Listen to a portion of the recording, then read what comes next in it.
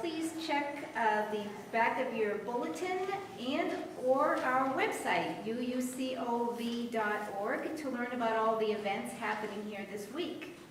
Please silence all your electronic devices, especially your cell phones.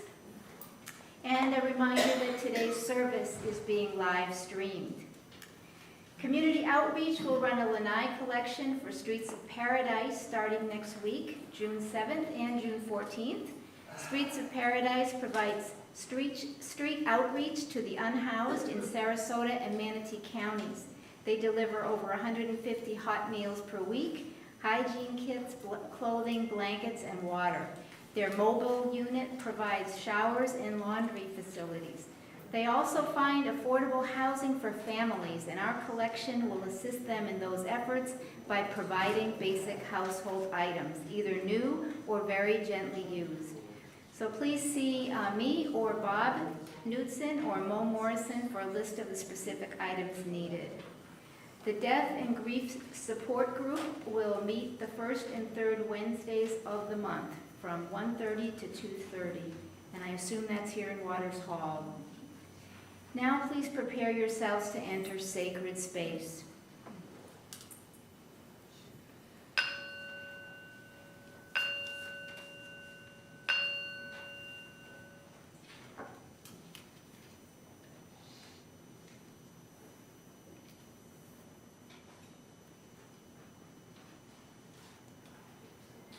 As we kindle this chalice, may we kindle in ourselves the courage to be kind, the humility to begin again, and the grace to let love guide us. Good morning and welcome to UCOV, the Unitarian Universalist Congregation of Venice. A very special welcome to members and friends of Blue Lotus Meditation Center who have come to root on their friend Jim Piekarski. And we are delighted to welcome Jim Piekarski back to our pulpit. He was last here in 2022. Jim is a retired psychotherapist and a longtime leader of meditation and discussion classes at Blue Lotus Meditation Center here in Venice. Jim's had a 30-year career as a licensed marriage and family therapist and as the clinical director of the nonprofit Phoenix of Santa Barbara. He's the author of the book Mastering Your Emotions with Your Spouse and Others. So please be sure to greet Jim during coffee hour, and also his wife Karen, who's here. Give away Karen. Whether you are here in person or joining us online, whether this is your spiritual home or your very first visit, we are glad you're here. This morning, our service is about the practice of loving kindness. Not just kindness as a mood we happen to be in, or kindness as politeness, or kindness as something we offer when it's easy. Today we're talking about loving kindness as a spiritual practice, something we return to again and again, and something that shapes us over time. Loving kindness is one of those rare teachings that appears in one form or another across the world's great religious traditions. Different faiths use different words. Some speak of compassion, some of mercy, some of charity, some of grace, some of right relationship, some of loving one's neighbor as oneself. But again and again, wisdom traditions point us toward the same truth, that the way we treat one another matters deeply. Loving kindness is not a doormat. It's a discipline of the heart. It's the brave choice to remain human in a world that too often tempts us to harden. Here in this community, we gather not because we have perfected that practice, but because we know we need one another as we try. We come together to remember what matters. We come together to soften what has grown rigid, strengthen what has grown weary, and open ourselves again to the possibility that love can be practiced, one choice at a time. Let us enter this time of worship with open hearts, willing spirits, and the simple, sacred intention to practice loving kindness together.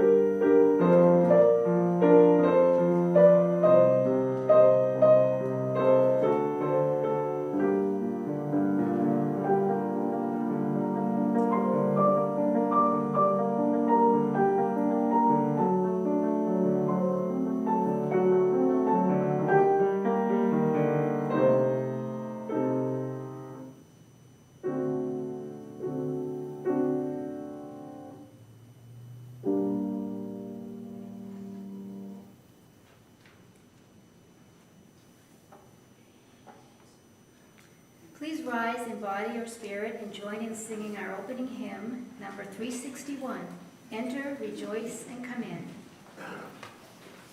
We'll do our...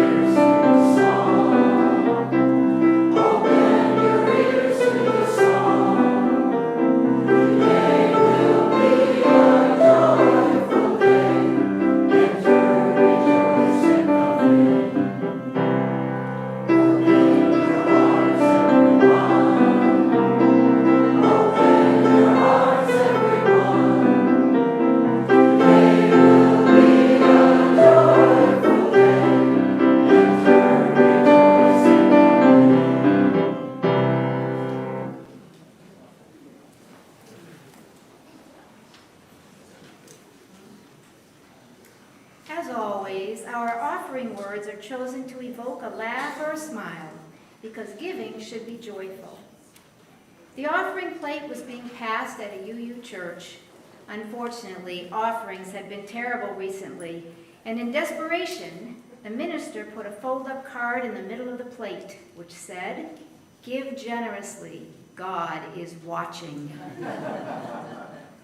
After the service, everyone went to coffee hour, and on the refreshment table was a large pile of brownies.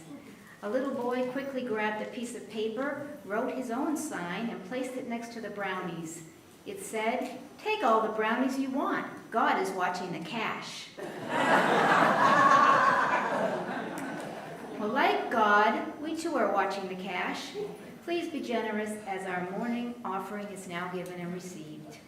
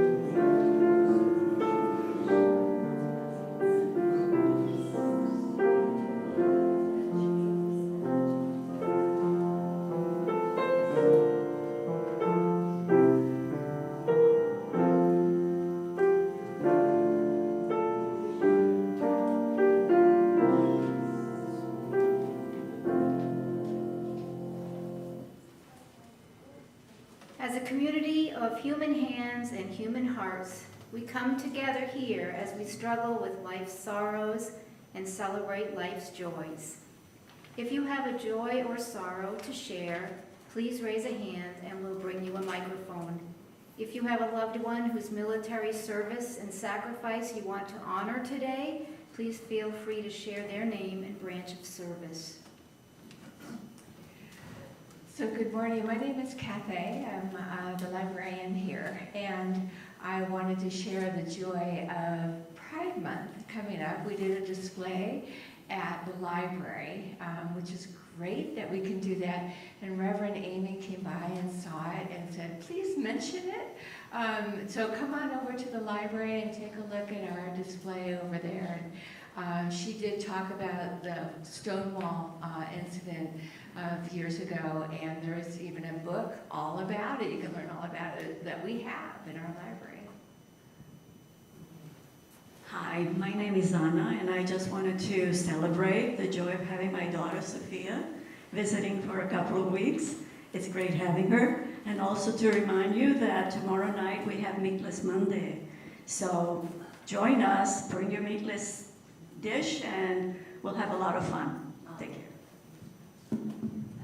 Hi, I'm Pauline, and this is just a quick correction in the bulletin. It says we're playing the lockdown on Wednesdays at 1, but there was some confusion last week. It's actually during the summer, it's Mondays at 1. So come on down and have some fun with us. Hi, I'm Pam Palmer, your summer social director. Just to announce that I have planned again this summer, dining out once a month. There's a sign-up sheet on the table in the lanai. It will be the 4th Tuesday of the month. We're starting at Bodrum's on, I believe that's the 23rd of June. The other restaurants will be Venice Cafe, Deep Lagoon, and Cafe Basso, I think. You know, as you get older, that memory doesn't quite, you just don't have it anymore. So I look forward to seeing as many people as possible join us for dinner. Good morning, I'm Barbara Smith, and I just wanted to have you think about my new friend Nancy, who I met this morning as she was lying on the ground beside her wheelchair with her little dog running around with nobody around to rescue her. And Dick and I are not the ideal rescuers, but we somehow we got some people there to take care of her.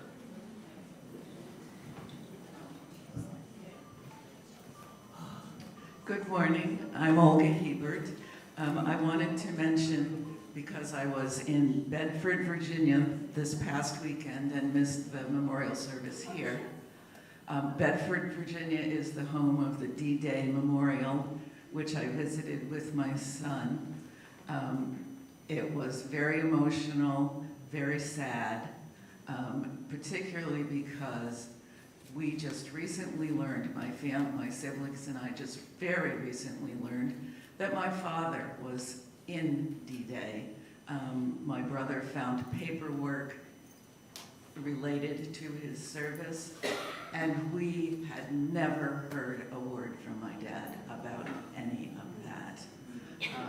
So it really hit home about just how precious and precarious life can be, and how sad war is.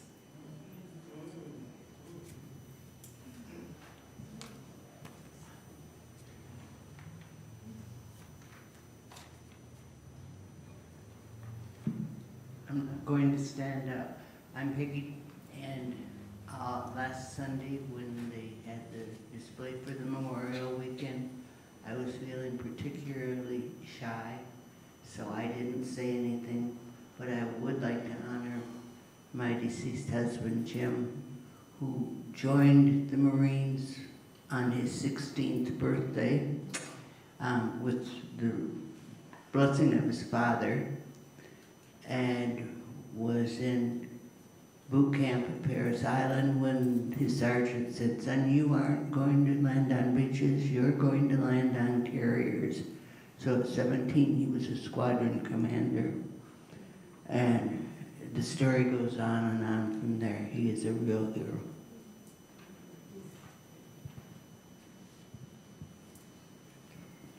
Any other joys or sorrows? May the love of this community hold all who need love and concern. May the light of our community shine on the broken places of the world. May those who are grieving be comforted, and those who are tired find rest. May the broken places be healed. May those who are filled with joy and laughter be abundant. Today's first reading is an adaptation of the Buddhist Metta Sutta. May all beings be safe. May all beings be happy. May all beings be healthy.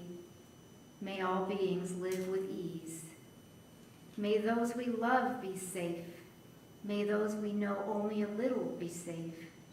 May those with whom we struggle be safe. May those who we will never meet be safe. May we learn to greet the world not first with fear, not first with judgment, not first with defensiveness, but with a heart willing to soften. May kindness be our practice when kindness comes easily, and may kindness be our practice when kindness asks something of us.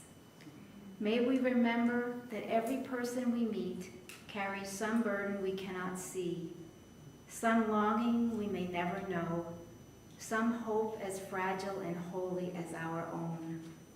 May all beings be safe. May all beings be happy. May all beings be healthy. May all beings live with ease. And may we help make it so. Our meditative reading is Empathy is a Choice We Make by Leslie Jameson. Empathy isn't just something that happens to us, a meteor shower of synapses firing across the brain. It's also a choice we make to pay attention, to extend ourselves. It's made of exertion, that doughtier cousin of impulse. Sometimes we care for another because we know we should, or because it's asked for. But this doesn't make our caring hollow.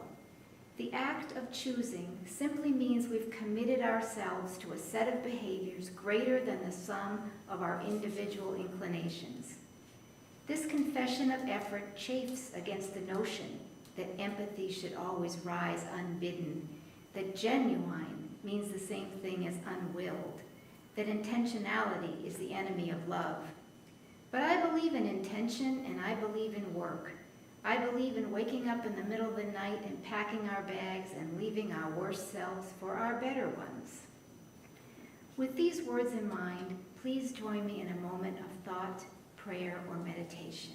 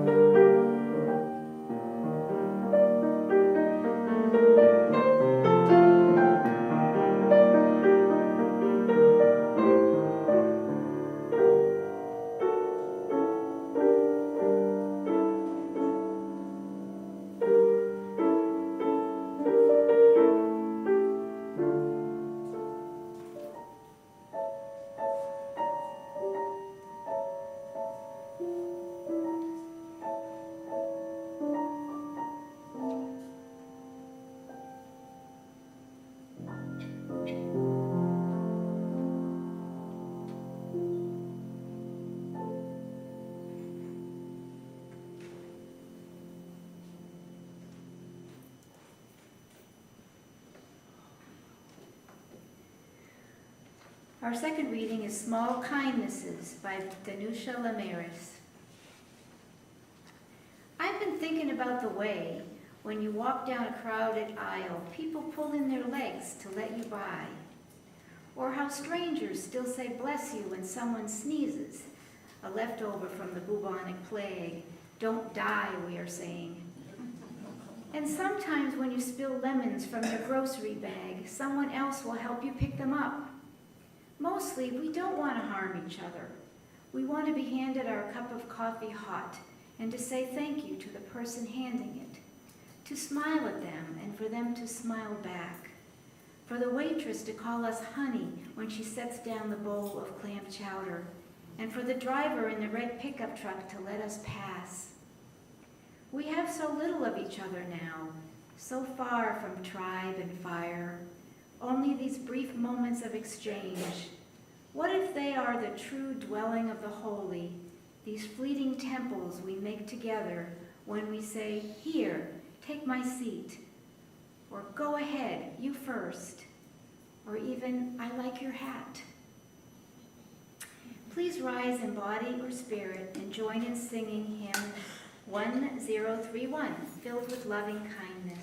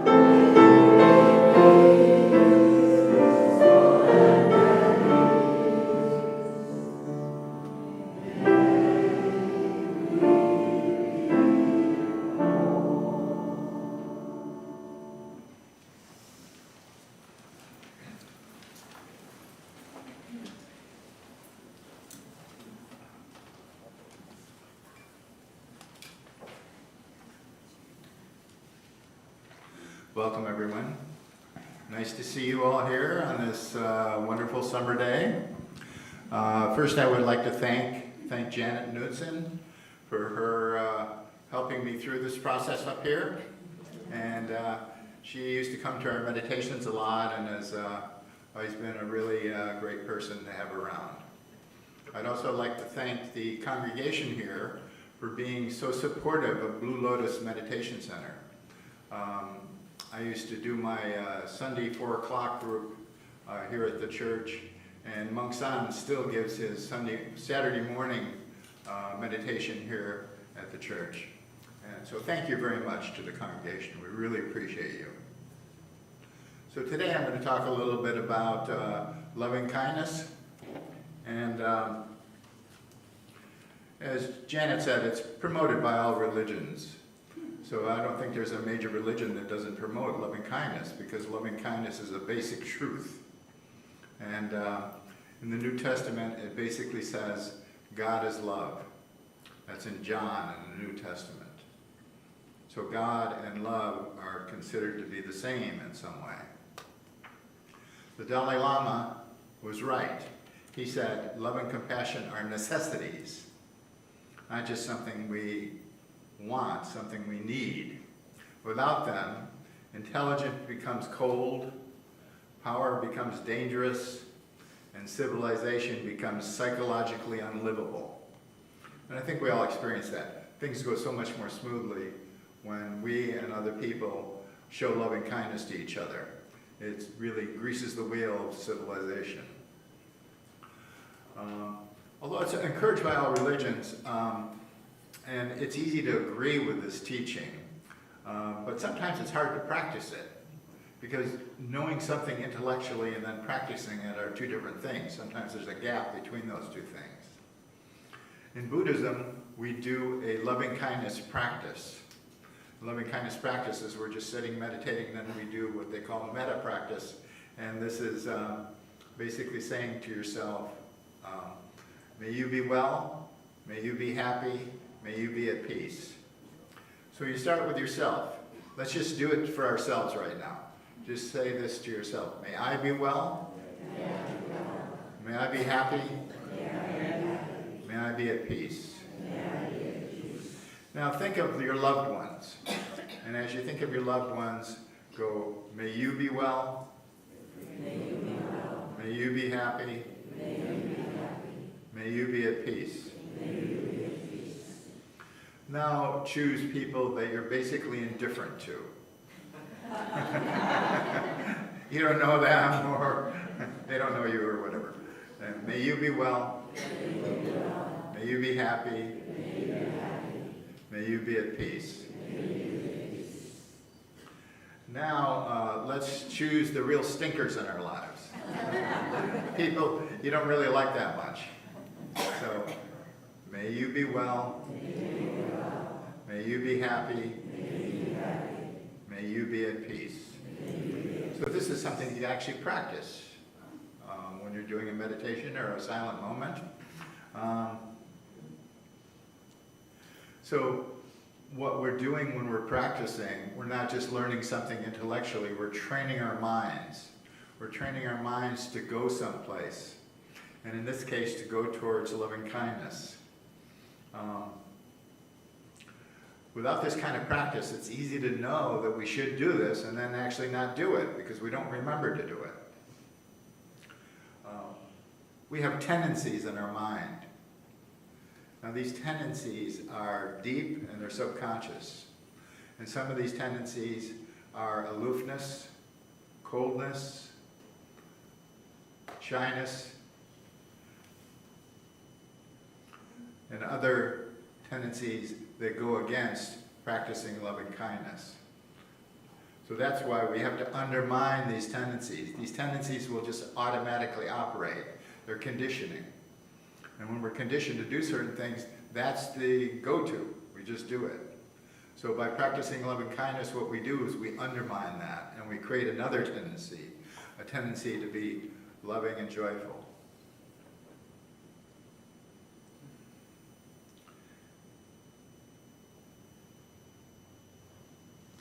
So when we're with someone, even the person we don't like, it's more likely that the idea of being loving and kind to them will pop up into our mind rather than just the reasons we don't like them. So we're training our mind. And that's the difference between knowing and practice. In practice, you're training your mind. And we all know things intellectually and then we don't do them. And we only start doing them when we train our mind. That means we practice it. We practice it over a period of time.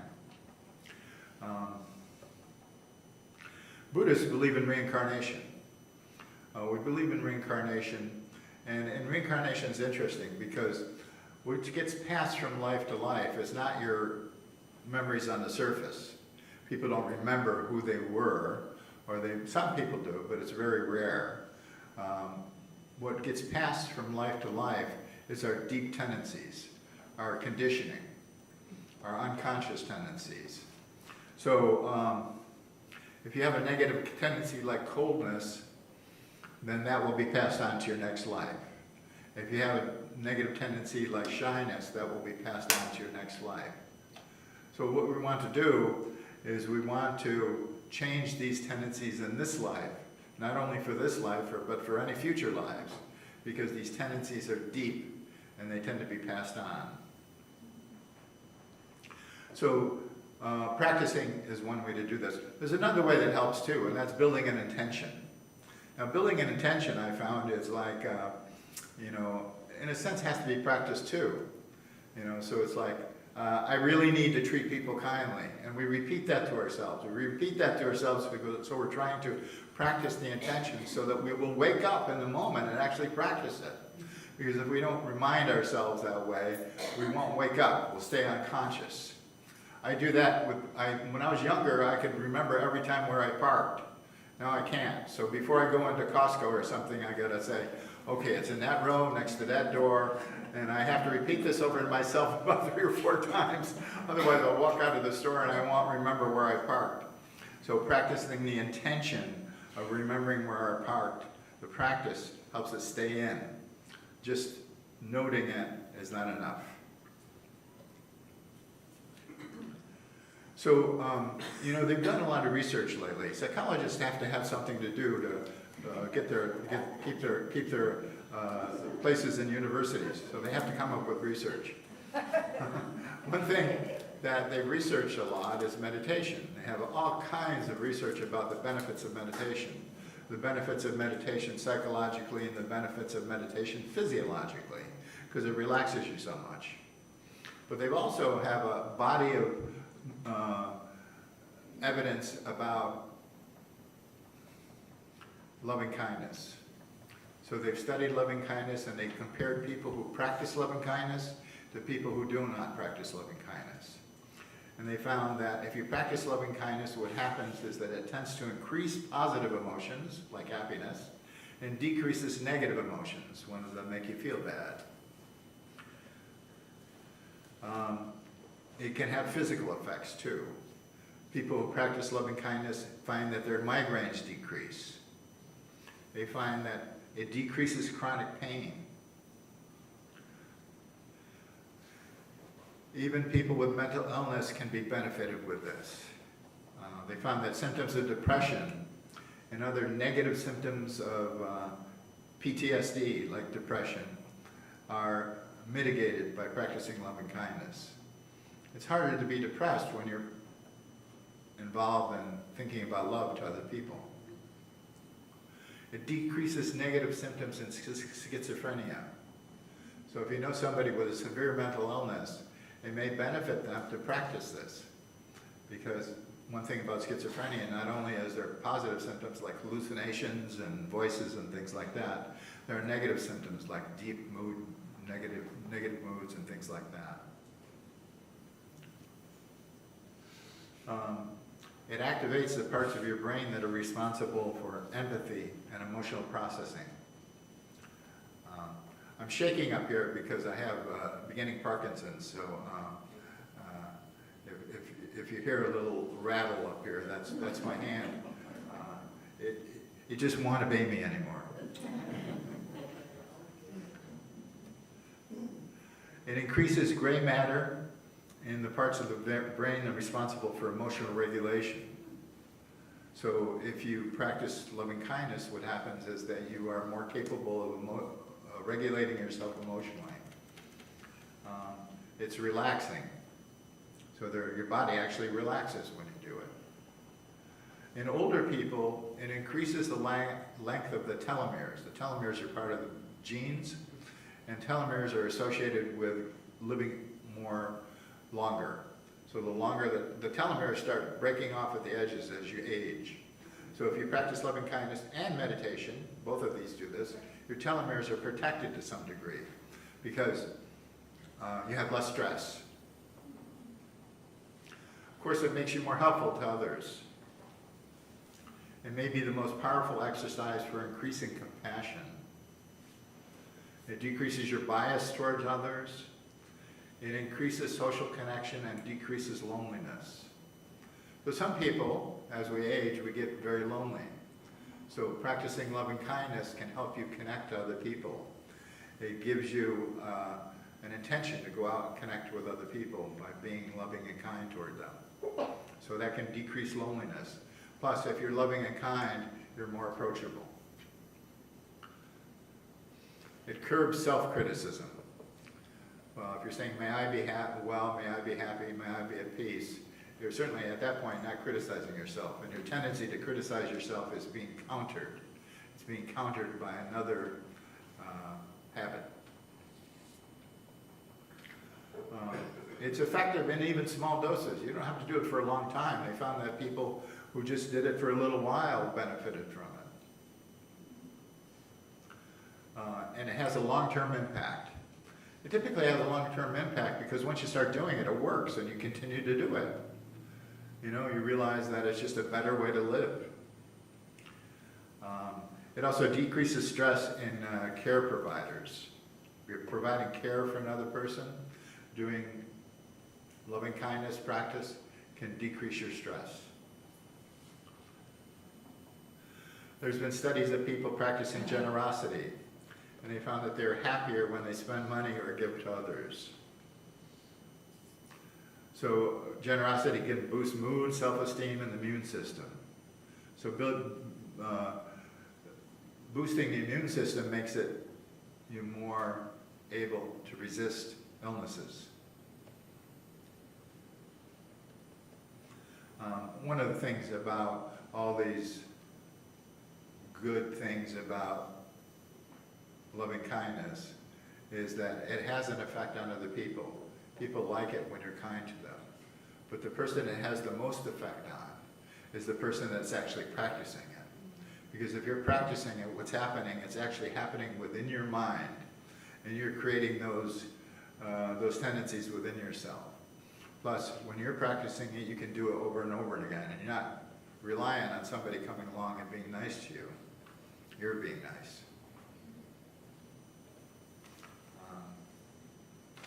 There's a quote by Rabindranath Tagore, who I think won a Nobel Prize for Literature. He's an Indian poet. And he said, I slept and dreamt that life was joy. I awoke and saw that life was service. I acted, and behold, service was joy. I know a lot of you serve other people. I know Janet does this thing with homeless people, with the people in the church. I know all of you serve your families, you serve other people that you're related to. And all this is part of the joy of living. Another quote is this one. If you have to choose between being kind and being right, always choose to be kind, and you will always be right.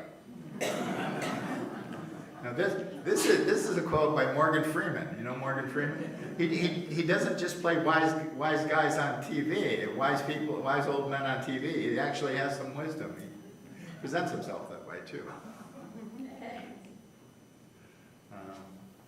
There's a little formula that stays in my mind. When you be well, may you be happy, may you be at peace. WHP. So I think of the word whip. You know, it kind of goes against the feeling of being kind, but it's just what comes to mind. WHP. So sometimes what I do is I put an I in there. So may you be well, may you be happy, may you be immune from suffering. May you be at peace. So now it's a real whip, WHIP. And sometimes in Florida, for the I put in, may you be insured from hurricanes.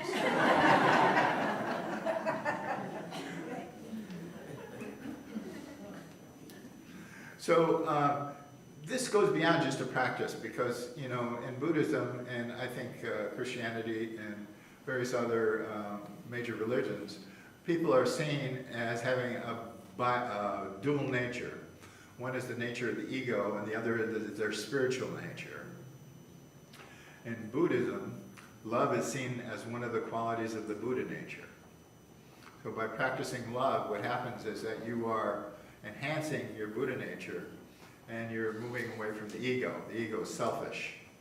Certainly in Christianity, we move towards Christ consciousness. Christ consciousness is the spiritual quality inside of us.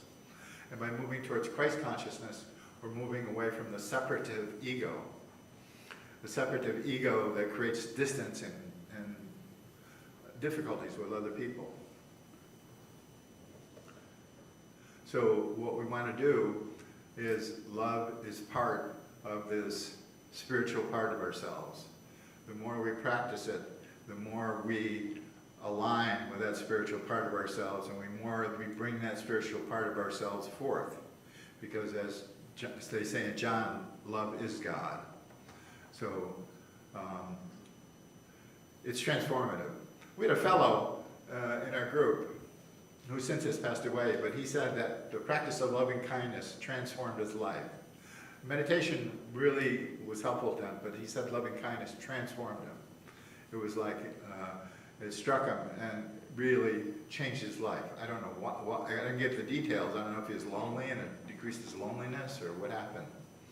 But I think that one thing you can do too is not only practice it yourself, but you may want to encourage people you know who are lonely, who are aloof, who are, having problems connecting, to actually practice this. Because I think it will change their life. It will change their life. And I know, coming to this church a few times, the people in this church are very nice, And just being around them, you can see the quality of that loving kindness being expressed here. And certainly, you guys have been helpful for our Buddhist community, and we thank you very deeply. But we also are in awe of you, that you come here and you share and you do things for the community and you do things for each other, and you create a community that supports each other and loves each other. And creating that community is something holy. In a sense, it's just basic community and interacting and socially, but it also has a holy quality of connection and kindness and love. So practice loving kindness. The more you practice loving kindness, the more you will, one, overcome your negative tendencies, and the more you will align yourself with the spiritual part of your being, and you will diminish the part of yourself that's just ego and separative. Thank you.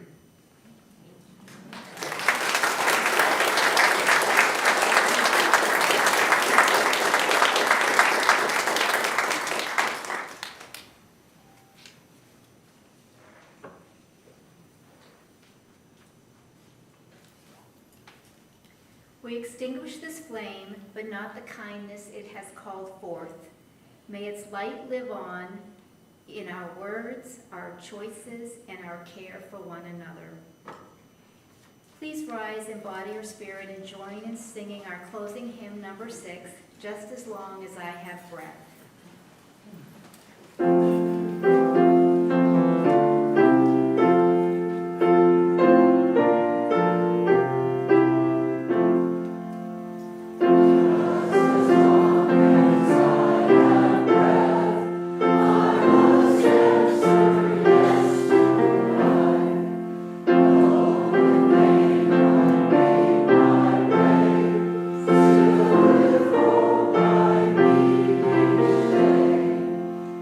Yeah.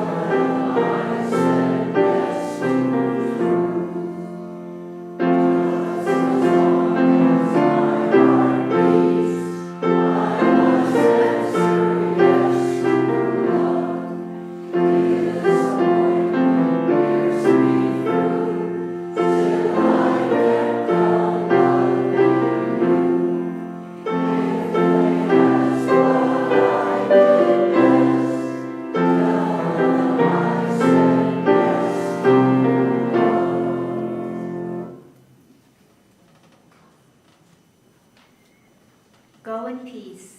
Practice kindness when it comes easily and when it takes courage. May love guide your heart, mercy shape your speech, and compassion bless your way.